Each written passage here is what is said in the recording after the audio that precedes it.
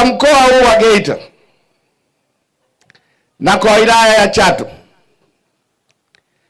Chato ina historia kubwa.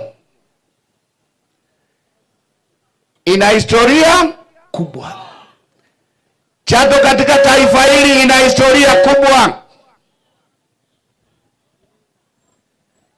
Na kwa heshima hiyo ya Chato,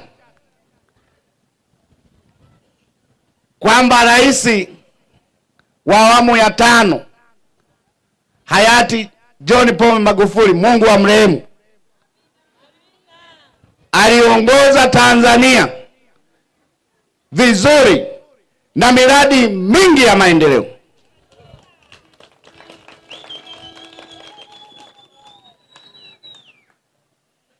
Alifanya mambo mengi makubwa kwa Tanzania.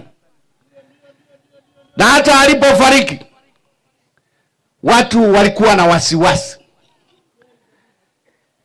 Je, yale aliyoanzisha marehemu Magufuli yatatekelezwa? Miradi mikubwa ya kimkakati itatekelezwa? Mungu akamjalia ujasiri Dr. Samia Suluhu Hassan. Hotuba yake ya kwanza bungeni aliahidi kwamba mimi nilikuwa msaidizi namba 1 wa hayati Magufuli, na waahidi wa Tanzania, chochote alichoanzisha hayati Magufuli nitakikamilisha. Mbali ya kukamilisha, ipo miradi mingine nitaianzisha. Amesema la kwanza, kukamilishwa kwa hospitali ya kanda. Dr. Samia kakamilisha Chato hiyo, ambako hayati Magufuli aliasisi, alisimamia. Kwa hiyo Dr. Samia kaja kukamilisha hospitali ya kanda. Piga makofi kwa Dr. Samia Suluhu Hassan. Chato hii, kwa heshima hiyo hiyo, Dr. Samia ametoa fedha zaidi ya bilioni 37 kwa ajili ya mradi mkubwa wa maji katika miji 28 Tanzania na Chato. Lakini lingine, nyie huku ni wavuvi, tayari fedha bilioni 1.7 zikatolewa kwa ajili ya kujenga soko la kuuzia samaki Chato Beach. Kwa hiyo anakuja mtu hapa anasema Geita ina utajiri wa madini, Geita na Chato mko karibu na ziwa, hana takwimu, anasema mko nyuma kimaendeleo. Wapuuzeni, muwapuuze. Zamani kulikuwa na shida kivuko. Mimi nilikuwa mkuu wa mkoa wa Mwanza. Daraja la Kigongo Busisi,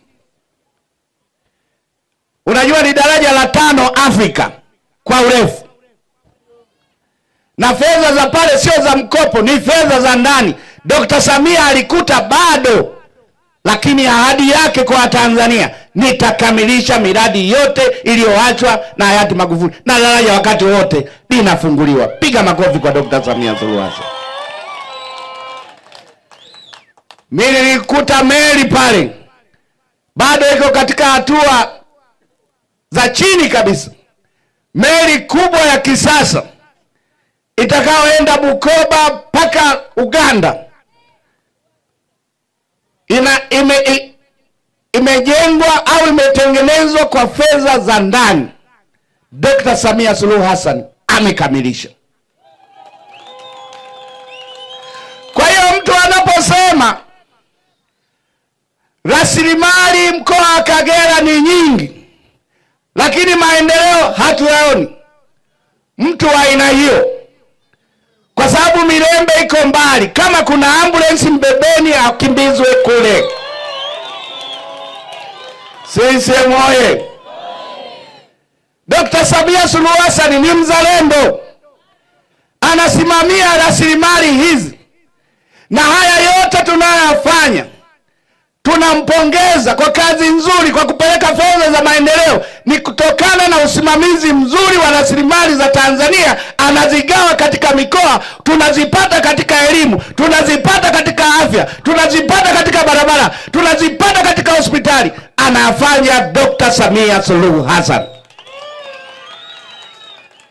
Mkurugenzi wa halmashauri ya manispaa ya Ilemela akishirikiana na kampuni ya Kabusungu mradi wa viwanja anawatangazia wananchi, mashirika, makampuni, taasisi za umma na binafsi kuwa halmashauri inaendelea na uuzaji wa viwanja katika eneo la mradi Kabusungu. Viwanja hivyo viko jirani na hospitali ya wilaya ya Ilemela, kilomita 10 kutoka ofisi za makao makuu ya manispaa ya Ilemela. Fomu za maombi zinapatikana katika ofisi ya mkurugenzi wa manispaa ya Ilemela na zitaanza kutolewa tarehe 10 mwezi wa 3, 2025. Bei ya fomu ya maombi ni shilingi 5,000 kwa kila kiwanja.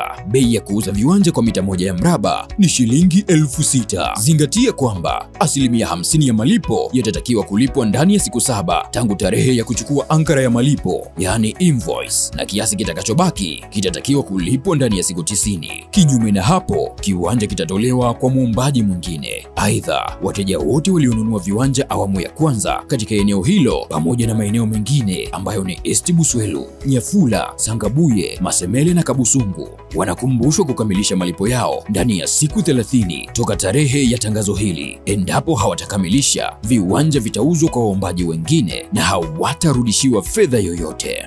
Wote mnakaribishwa. Tangazo hili limetolewa na mkurugenzi wa manispaa ya Ilemela, Umi M. Wayayu.